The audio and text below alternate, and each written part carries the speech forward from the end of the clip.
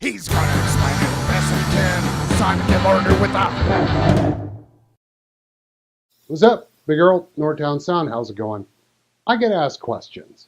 I like to answer questions. I like to talk. You can figure that out from my videos. There's a question that I get all the time, though, regarding the pedals that I sell. It drives me up the wall. And I want to talk about it today. Now, normally this is a question that people tend to ask in a pretty polite, straightforward manner. But if there's a troll question, this one is it.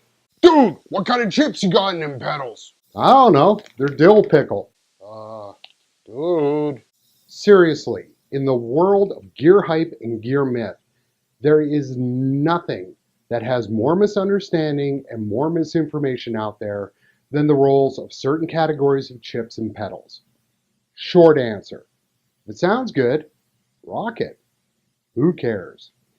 But for those of you who want it, here comes the long answer. So where does this line of inquiry come from? It comes from a misunderstanding about how the values of different electrical components affect a circuit. And this is something that goes way back in pedal history. Let's look at an example where different component values have affected the sonic outcome of a circuit to the point where it's created desirability for certain versions of the circuit and ultimately, unfortunately, a collector's market for the products themselves. I'm talking about our friend, Mr. Big Muff. Since it was introduced circa 1969, the Big Muff has had many revisions, often with differing base components utilized simply because of availability issues. Some versions, like the Ram's Head, the Triangle, the Russian, and the Civil War issues, tend to command higher dollar values due to the desirability over other runs of the circuit due to the sonic variances they had. So does that mean that one version of the Big Muff circuit is inherently superior to all the others? I don't know. I rock a Sovtech. Why do I rock this thing? Well, in my neck of the woods, Edmonton, Canada, it was always a pain to find Big Muffs. And literally, this was the cheapest Big Muff that I could find that wasn't broken and used, right? I got this brand new. Gotta love clear outs sometimes. Now, do I think this is the greatest Big Muff ever? I don't know. I played through the modern NYCs, and if anything, they're a little clearer on the upper notes compared to this thing. This has that cool lower mids thing going, though, that I really like. It's a flavor. It's just a flavor that I'm personally used to. Frankly, if I had my way, I'd have a million different Big Muff circuits. And even if you're looking at connoisseurs of the Muff circuit, say Jay Mascis, he uses this big mix of vintage and new electro-harmonics and custom builder stuff. You never know exactly what he's playing through at any one time, but he manages to make them all sing. But some people take this argument about differing component values to a family of chips used in certain gain pedals. And the argument starts breaking down because it's a misunderstanding of how those components work within a circuit.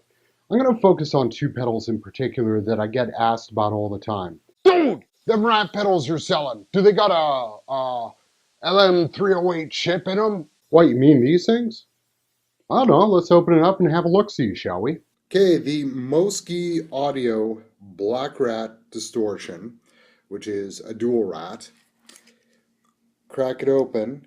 If we look on the back, an LM308. The Eno Myamorpha, which you can't just pop the back on, you have to tear the whole thing apart.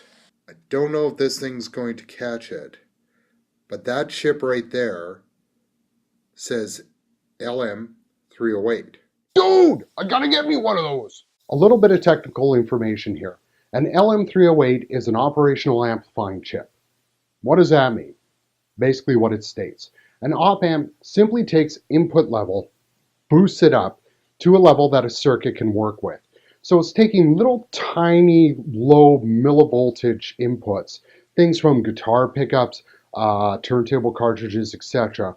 And it boosts them up to a level that a circuit can work with. Dude, volume! So why are op-amps so widely found in audio applications? Well, this is the big secret. The advantage to an op-amp is it will boost an input signal without affecting the fidelity. It remains flat. What goes in simply gets raised. No extra treble, no extra muddiness, no extra gain. Just a straight boost in as little space as possible on a circuit board. So in simplified terms, the way the rat circuit works is an input signal is boosted by an op amp to a higher level. That higher signal is then shorted to ground using either diodes or LEDs. It's shorted into clipping. Clipping is distortion, and that's what creates the inherent sound of the circuit. If there's any change in that gain, in that distortion, it's due to the LEDs and the diodes that are used, or the rest of the tone path. It's not the op amp, because remember, the op amp doesn't change the basic fidelity of the sound.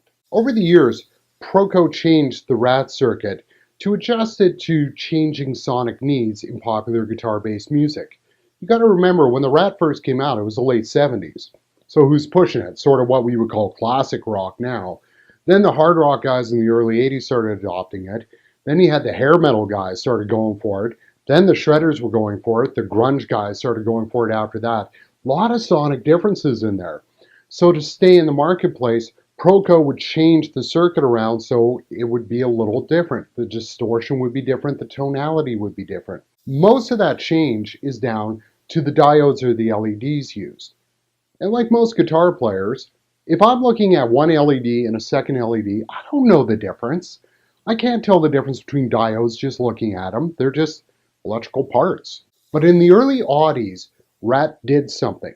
They changed the basic op amp that they were using to the 0P07DP because of availability issues. It was simply an easier chip for them to get in that era. Now, when people were listening to those rats and going, they don't sound the way these old records did, they would open it up and there was something in the circuit that they could read. They didn't have to sit there and decipher diode codes by putting them up on a multimeter. It was there in plain print. And because of that, everyone went, well, it has to be that chip that's changing the sound. Couldn't be the tone circuit, any changes in that. Couldn't be the way the clipping's done with the diodes and LEDs. It had to be the chip. And this myth started out on the rat that you needed to have an LM308 to have a superior sounding rat.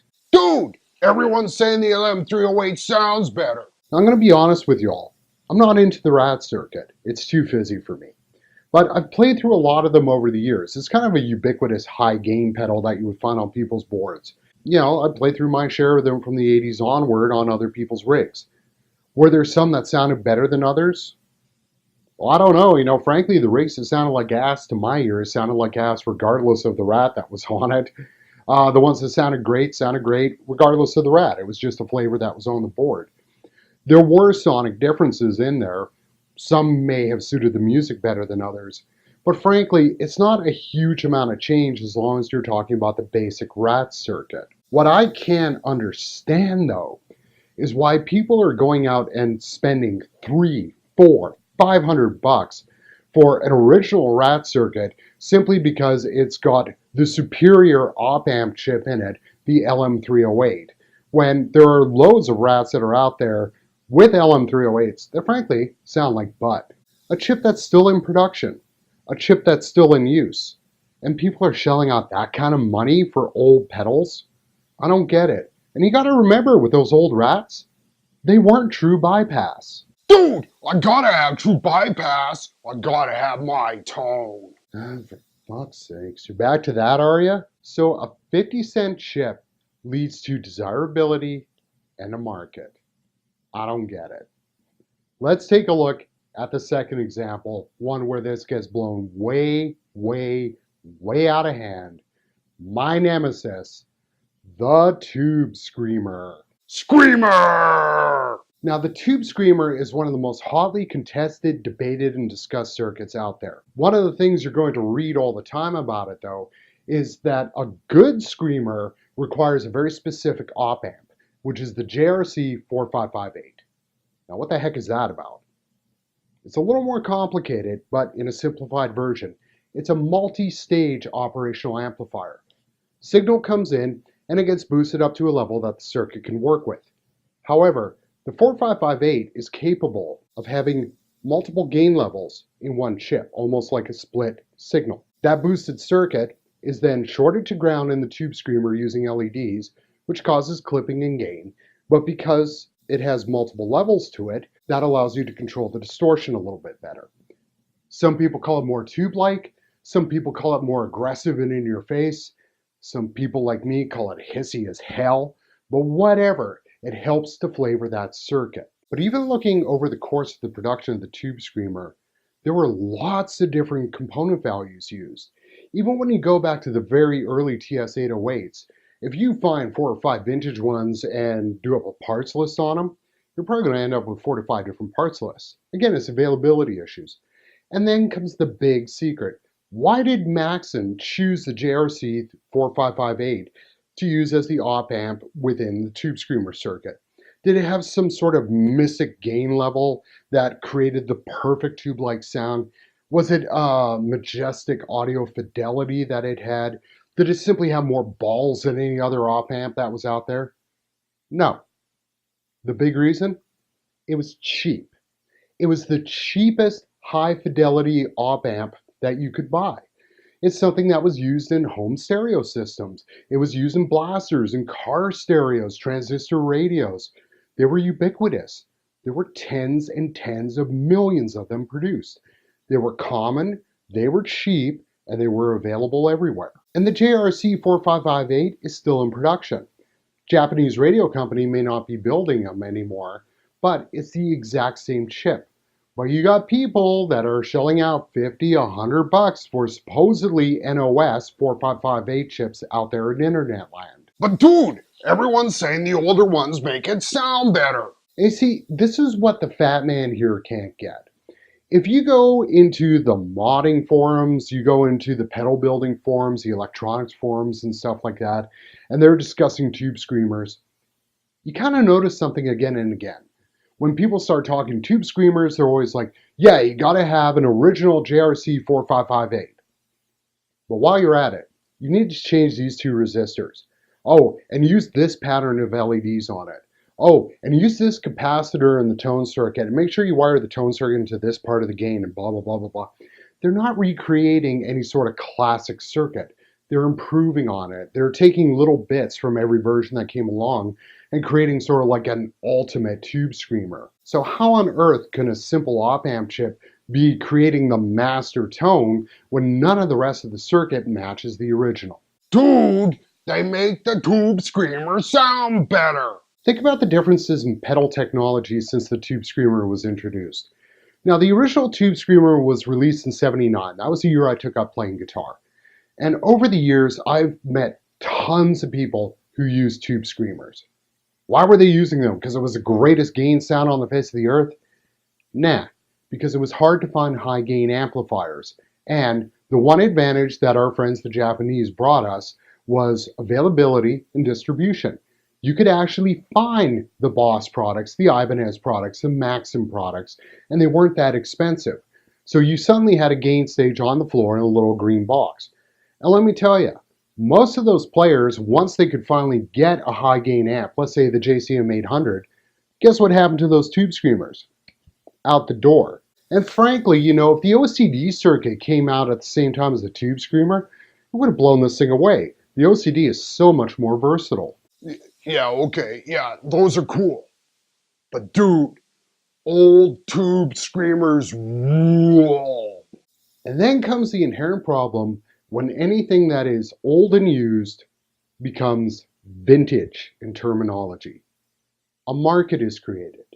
And when a market is created, the gouging begins. As I'm shooting this, you can hop onto reverb.com and you're going to find people selling old 80s Tube Screamers for $1,200 plus. Dude, whoa! $1,200 for maybe $5 worth of electrical components.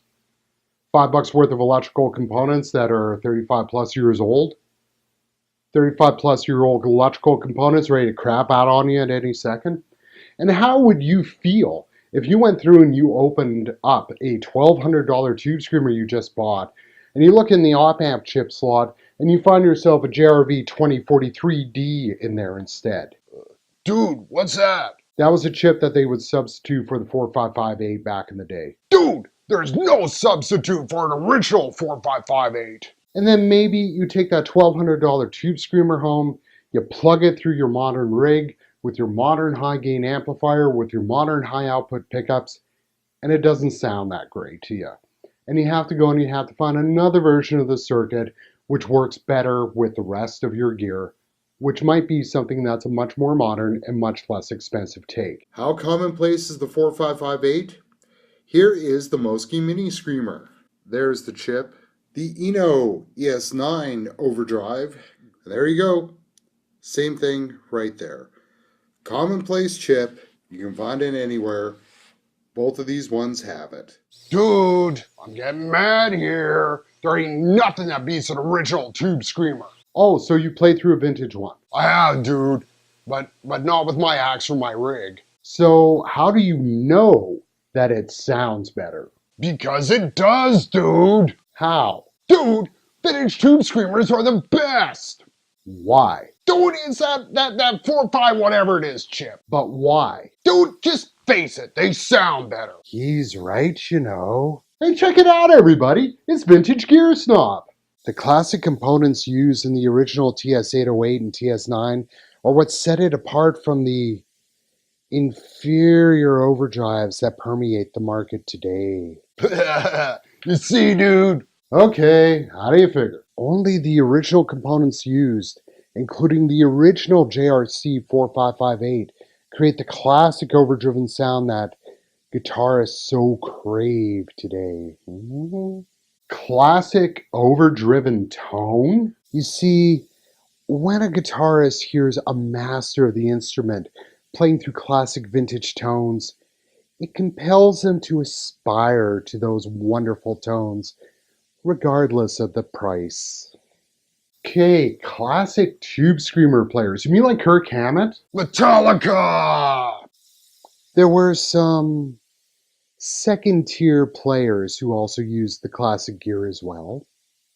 Okay, 110 million records sold, still not worthy of sonic discussion. Okay, classic overdriven tone, Tube Screamer, JRC 4558. I'll buy you. Who are you referring to? There are many players one can cite, but my clients tend to prefer to invoke the name of the great Stevie Ray Vaughan. Stevie! SRV, huh? Deal with a lot of blues lawyers, do ya? Stevie! The classic overdriven tones that Mr. Vaughan created inspired a generation of fascinating guitar players who aspire to his great tone, which of course is based around the JRC 4558 and its utilization in the classic and ever collectible TS-808. The TS-808? Oh yes, the classic tone of the TS-808 or the TS-9, powered by the JRC 4558, is almost synonymous with Mr. Vaughan's hard-driving, overdriven blues tone. Stevie! Really? That classic defining tone of modern blues is what creates the market for the classic Tube Screamer and the prices that the market is willing to bear. I'm only obliging to fulfill the wishes of players. Stevie! Stevie! Stevie! Vaughn used the Tube Screamer as a clean boost. Stevie! What? Yes, troll. He ran them with the gain turned all the way down. He used them to slam the front end of his vibroverbs. It was all amp gain in his early years. Dude! What? Please go on. He didn't use the Screamer for gain on his rig until much later in his career, and when he did, it was a TS-10. Dude, what's a TS-10? It was an inferior later issue. The TS-10 was built with a Malaysia-made MC4558 chip. That's a chip that's not built to the same specs as the original JRCs. Inferior. Vaughn said it sounded more natural to him. Dude, I gotta get me one of those. Oh, Billy. Yeah, boss? Would you please mark up the TS-10s by, shall we say $250 a piece? Okay, boss. Dude! Yes. Oh, and Billy. Yeah, boss? Please place a life-size cardboard cutout of Mr. Vaughan beside the display case, would you? Okie dokie, boss. Dude, I gotta get me one of those. And that's what it comes down to. It's not the chip that sells the pedal. It's the myth.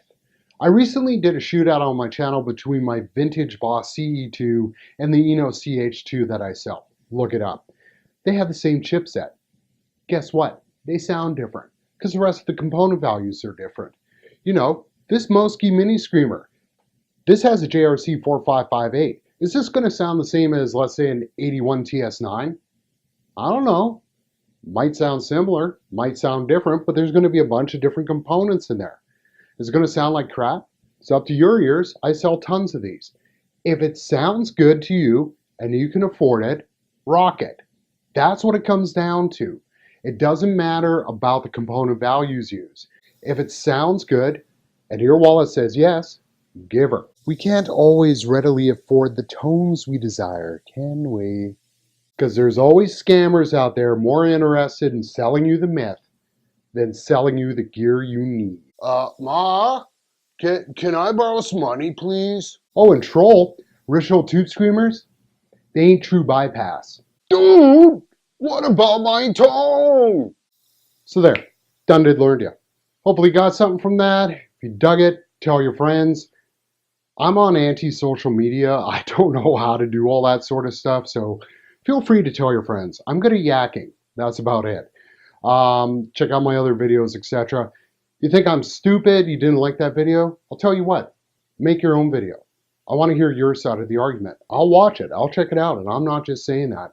I'm just sharing my decades of experience and my noise monkey tendencies with other people because they ask me all the time. And you want to know something? If you want to get yourself some great sounding pedals that aren't going to cost you $1,200 because of some vintage myth mojo, head on over to my website, northtownsound.com or reverb.com/shop/northtownsound.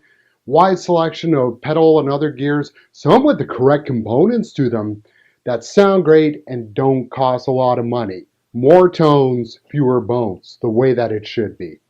Anyways, Big Earl, Northtown Sound here. Thanks a lot for watching, everyone. Later.